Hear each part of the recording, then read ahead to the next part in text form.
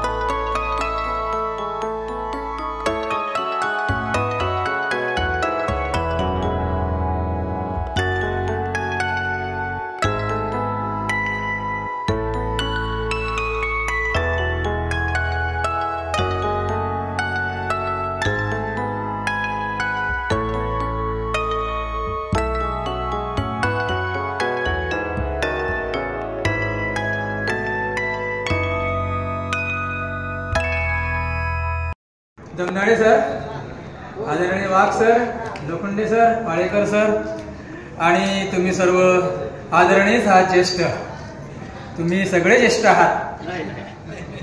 63-64 वय म्हणजे ज्येष्ठ। सरकारनं सांगितलेलं आहे 60 वर्ष पूर्ण झाली की तो ज्येष्ठ असतो, म्हणून तुम्ही ज्येष्ठ आहात। एवढं तुम्ही 75 साली आमच्या समोर होता। 9वीला मी 75 साली मी आलो, ती 9वीला होता, नंतर 10वीला आला, ठीक आहे बरं का।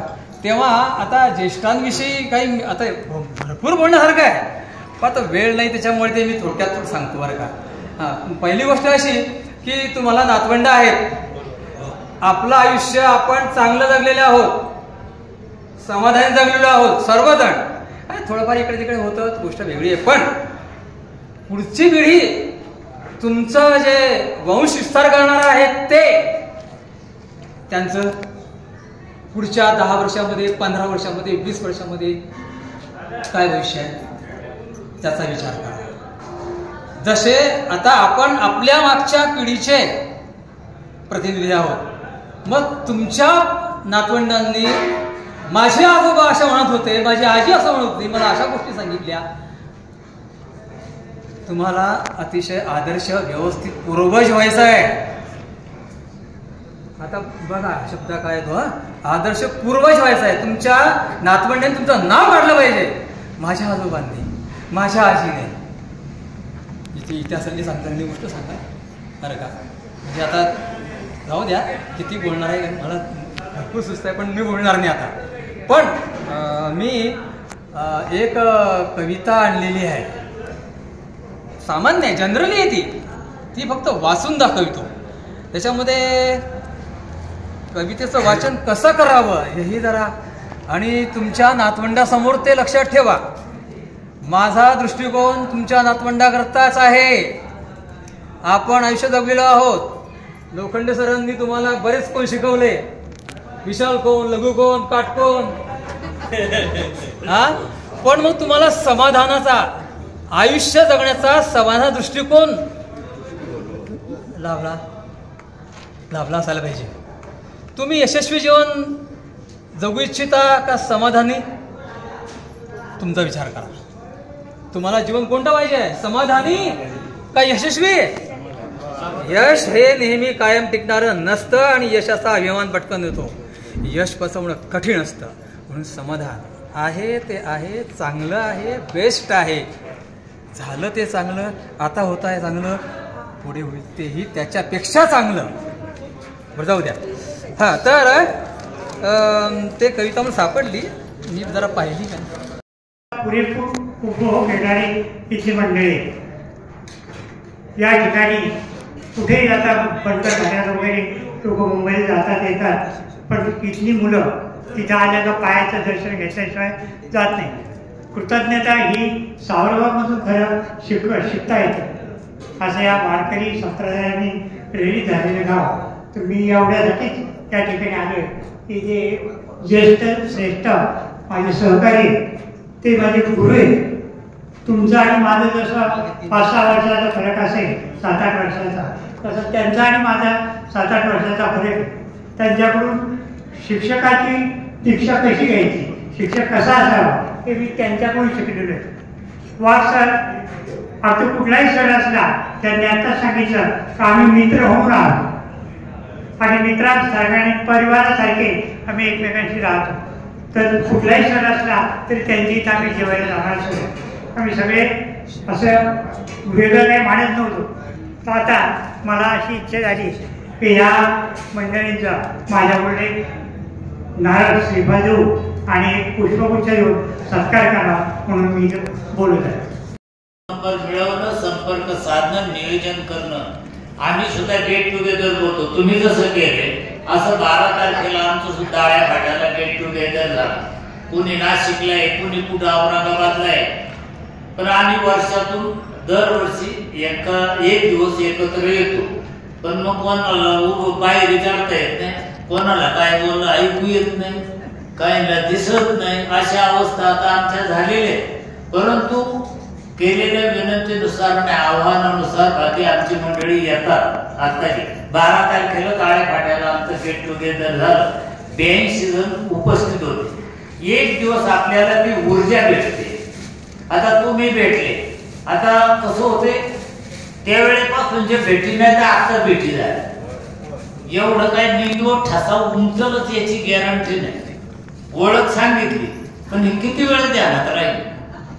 एक तर साठीच्या पुढं स्मरणशक्ती केंद्र जरा मेंदूचं काम करीत नाही आणि आम्ही तर 70-75 ओलांडलेले.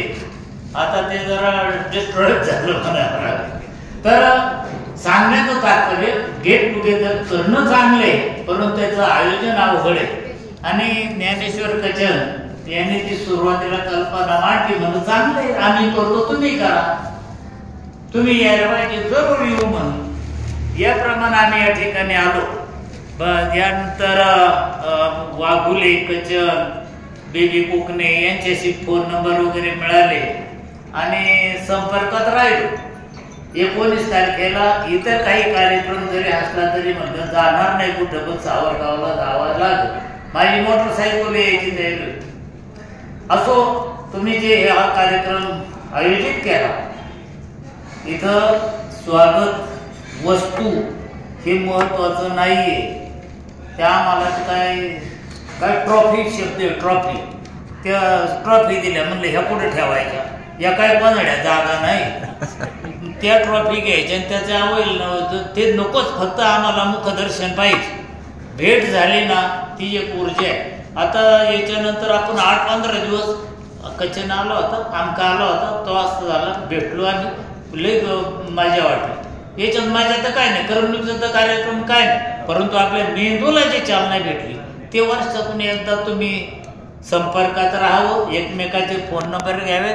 आमच्याकडे बी जर ते फोटो पाठवता आला तर आम्ही संपर्क करू, कारण आम्हाला नाही काही काम आता. आमचं रिकामं बसलो का लावायचा फोन, कसं काय चाललंय, याला उद्योग नाही. परंतु तुम्हाला आता ते काही दिवस जमत, पुढं तुम्ही बी आमच्या अवस्थेत येणार आहात. असो, या ठिकाणी हे जे शिक्षक मंडळी आहेत, आता तुम्हाला बोलतानाच असं जाणवलं की मी काही शिक्षकासारखं बोलत नाही. मला ते अलंकारिक बोलणं काही जमत नाही, मला एखादा अभंग येत नाही, काही. मुळात मी तसा म्हणजे बावळट माणूस, तुम्हाला सांगू. शिक्षक झालो, तुम्ही मला करू म्हणता, मान्य आहे, मला लय आनंद येतो. पण तसं नाही. मी काय होतो पाहिलं ते वाघसरांना माहिती, कारण ते जवळचे. मी ऑइल इंजिनवर भाड्याने इंजिन द्यायचं, लाल टोपी घालायचा, प्रजा समाजवादी पक्ष, नोकरीचं घेणंच नाही. बीकॉम होऊन पण मग खुशीत. वाघसरांनी मला प्रयत्न करून इकडं 2-3 वेळा मग त्या संस्थेमध्ये आलो. पण तिथून पुढं मग कसं वागायचंय काय, मग वॉचकॉनचा राहिला, वाघसरांचा माझ्यावर आहे. ते ज्येष्ठ आहेत मला, हायस्कूलला आम्ही एकत्र होतो, परंतु ते पुढच्या वर्गात होते. मी त्यांचा आजही आदर करतो आणि त्यांनी कसं वागावं हे शिकावं. जमदाडे सरांच्या बाबतीत म्हणजे जसं आपण शक्ती देवता म्हणून हनुमानाची पूजा करतो, तसं ते असायचे वाईचे. मी त्यावेळेला गद्दे 25शीत होतो, त्यामुळं शरीर घडवायचं काम त्या काळात जमदाडे सरांबरोबर मी केलेले. आपल्या खंडोबाच्या नदीचे तिथं खंडोबाचंच मंदिर होतं, तिथं आम्ही लग्न झालं तरी मी गारदाण्याने आंघोळ करायला तिथं घरात नव्हतो. जमदाडे सरांनी आम्ही तिथं दंडबैठका वगैरे काढायचो. शिक्षकही होतो तरी आम्ही शरीर सांभाळलं. त्यानंतर आर.के. लोखंडे सरांबद्दल बोलायचं झालं तर मला गणित येत नव्हतं, तुम्हाला सांगतो बरं का पहिलं. परंतु हेडमास्टरशी माझं कधी पटलं नाही आणि याचा काटा पोरांकूनच काढायचा. याला गणित नाही सुटली का पोरायची टर उडवती, म्हणून ते गणित माझ्याकडं जाणून बुजून दिलं. आता मुलांपुढं जायचं म्हणजे कसं जायचं, जो खाली उदाहरण संग्रह होता तो रात्रीचा मी सोडवितो. आडलं तर आर.के. लोखंडेला विचारलं, ते MSc ए ग्रुपचे, मी बीकॉम होतो. बीकॉम कॉमर्समध्ये काय बेरीज वाजापैकी शिवाय आम्हाला काय येतो. आडलं तर आर.के. लोखंडे हे ते माझे गुरु. ते संस्था, त्याचा परिणाम असा झाला तर मी विद्यार्थ्यांपुढं तुमच्या पुढं आत्मविश्वासाने उभा राहिलो.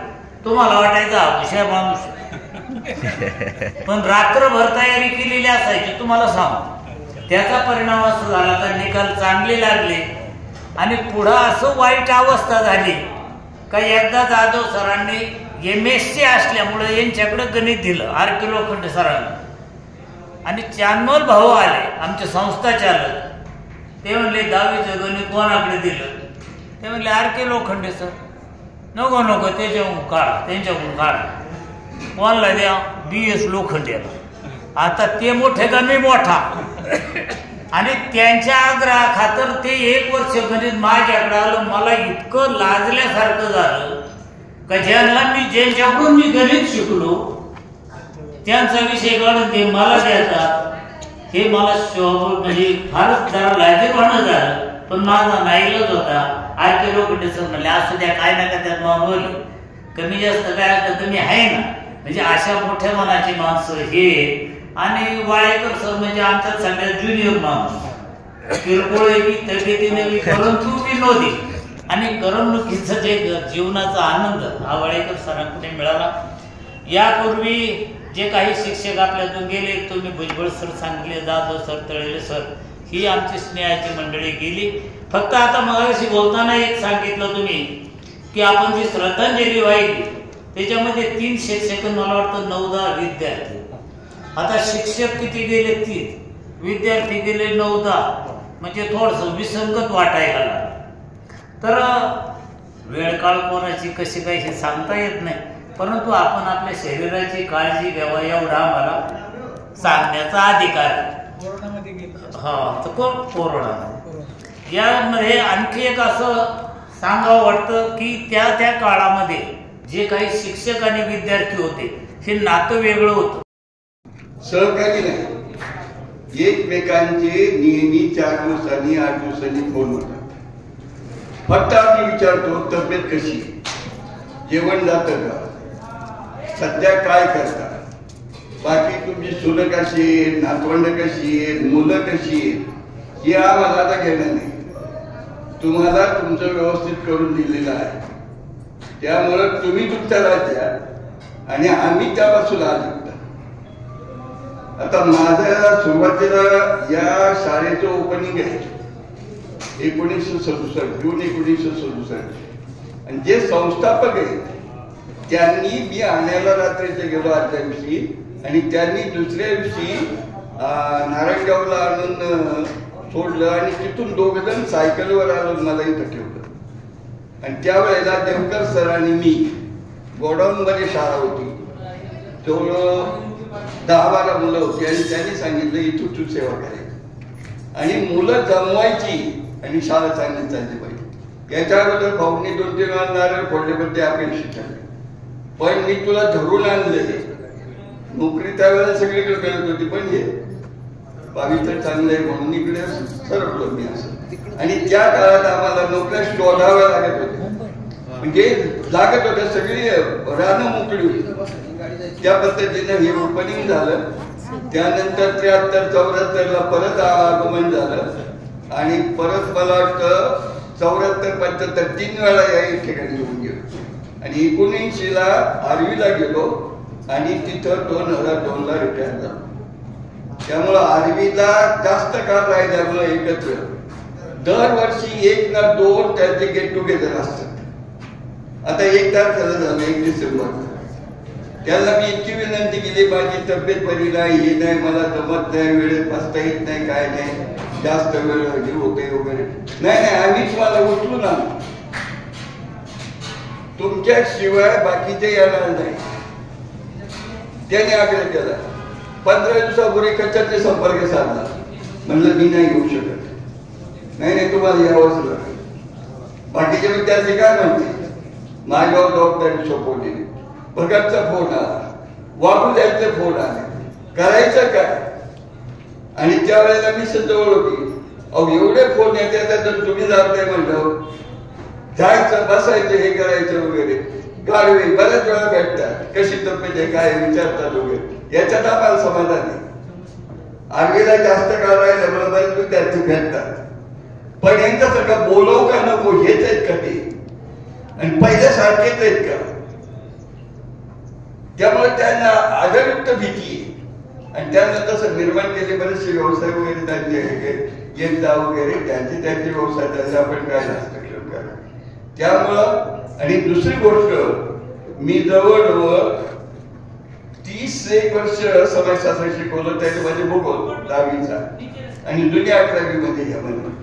त्यामध्ये जी भारतामधली मुख्य स्थळं होती ते प्रत्यक्ष अनुभव घ्यावा म्हणून 2002 ला रिटायर झाल्यानंतर 1 महिन्यानी 21 दिवसाची सहल केली. त्यामध्ये सगळे नातेवाईक लोक होते, मोठी गाडी होती, 100 लोक होती. आणि त्यावेळेला जवळजवळ केदारनाथ, बद्रीनाथ, जगन्नाथपुरी, द्वारका वगैरे सगळं फिरून आलो. तिकडं अयोध्या वगैरे सगळं केलं. इकडे दक्षिणेला रामेश्वरला गेलो. म्हणजे जवळजवळ प्रत्यक्ष शिकवलं आणि प्रत्यक्ष अनुभवलं. आणि महाराष्ट्रात बरेचशा ठिकाणी जी शंकराची मंदिर वगैरे असतील तिथं जाऊन आले. अजूनही आता थोडं शरीर थकल्यामुळं बरेच आग्रह करतात, पण नाही. म्हणजे आपण जे पुस्तकांनी मुलांना शिकवलं ते प्रत्यक्ष पाहण्याला आपल्याला त्यावेळेला खरं वैशिष्ट्य. हिमालय केल्यावर हा उंच हिमालय आणि खाली गंगाधरी वाटे एकदम खोल, आणि रस्ता एवढा अरुंद, त्याच्यापासून जायचं म्हणजे आपलं काय होईल सांगता येत नव्हतं. आणि काय वेळेला छत्रावर चढायचं, छत्रावर चढवून जायचं वगैरे. म्हणजे गेला तो गेला, नाही तर आला तर आला, एवढी ती अवस्था होती. ते सगळं भोगून झाले, लोक केलेले आहे. आणि आता फक्त चिंतन एवढंच ठरलेले. आणि म्हणून गोळा करताना असा अनुभव यायचा की मुलं बाळं कशी काय येणार, म्हणजे पावसात म्हणजे पाऊस पडतो पूर आल्यानंतर काय. तर शेवटी आम्ही शिक्षक कंपनीने बरोबर ते सहकार्य दाखवलं. मी अहमपणानं मी केलं असं म्हणत नाही, परंतु शिक्षकांनी एकमेकाच्या सहकार्यानं वाडी वस्तीमध्ये पालकांची अंतःकरणं आपलीशी करणं आणि त्या पालकांचं सहकार्य मिळवण्यासाठी सांगणं की बाबा विद्यार्थी आणला जाईल, पोचवला जाईल, तर ते खांद्यावर घेऊन पलीकडे पोचवलं जायचं. ज्या वेळेला कचक ठेव असायची त्यावेळेला तो पोचवणार असतो, म्हणजे आमच्यासारखे शिक्षक कंपनी. त्यांना अनुभव काय येतो, आपण खाली विद्यार्थी फक्त दप्तरवर घेऊन त्यांच्या खांद्यापर्यंतच. म्हणजे असे जे अनुभव आलेले आहेत त्या अनुभवाला साथ देणं काळाची गरज. बरं, काळाची गरज याचा अर्थ फक्त आमचंच काम का, तर शिक्षण देणं, शिक्षण घेणं याचा अर्थ बालकांनी शिक्षण शिक्षकांच्याकडून घ्यायचं खरे, पण ती बालकं शाळेत तर पोचली पाहिजेत. आणि म्हणून अशा पद्धतीनं पालकांनी सहकार्य करणं तेवढीच काळाची गरज. आता आपल्या या ठिकाणी सहकार्य करत असताना शाळा सुरू होणे, वर्ग चालवणे, वर्गात शिकवणे, जमिनीवर बसणे, बाकडे तयार करणं, बाकडे मिळवणं, हा सगळा प्रकार असतो. आता त्या ठिकाणी तुम्ही जुन्या लोकांना माहिती आहे किंवा तुम्हालाही माहिती असेल, भाऊसाहेबाचा वाडा. शाळा आपली सुरू कुठं झाली, भाऊसाहेबाच्या वाडी.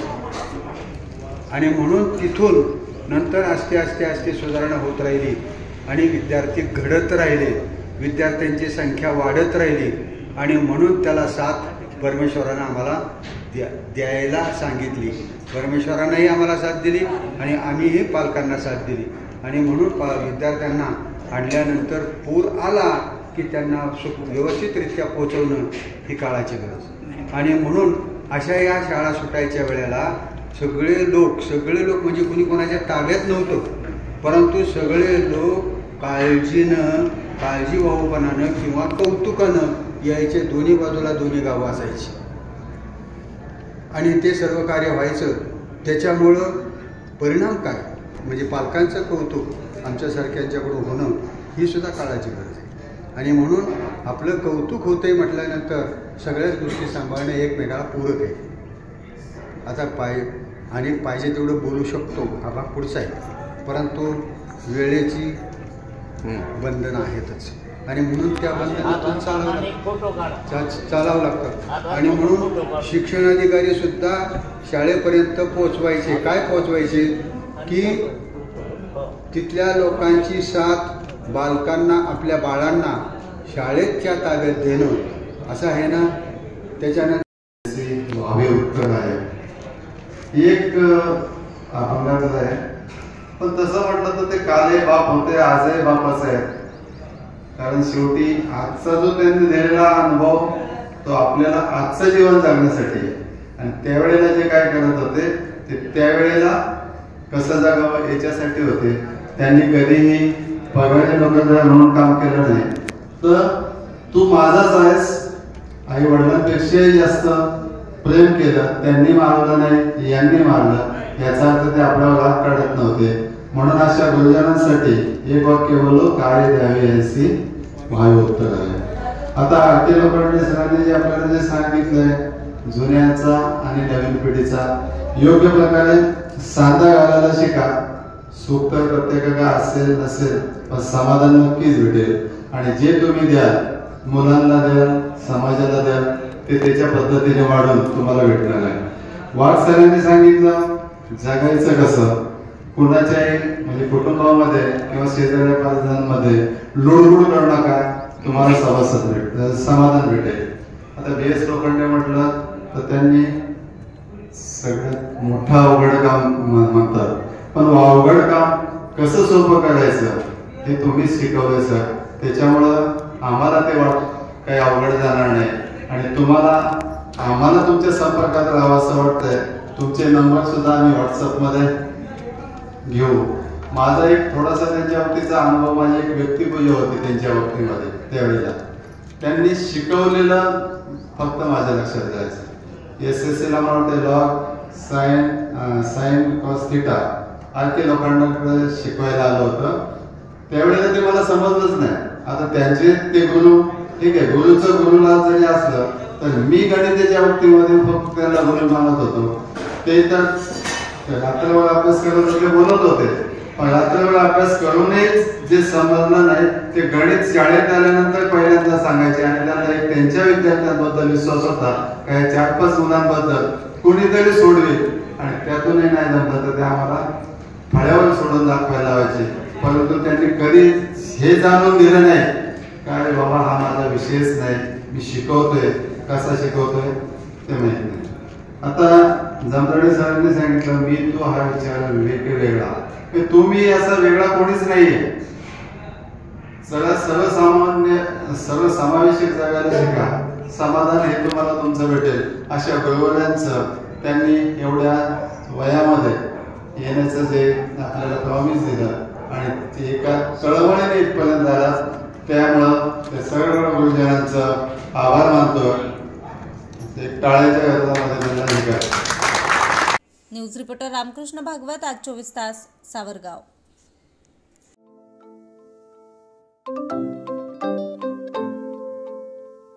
नवनवीन आणि ताज्या घडामोडींसाठी आज 24 तास सबस्क्राईब करा.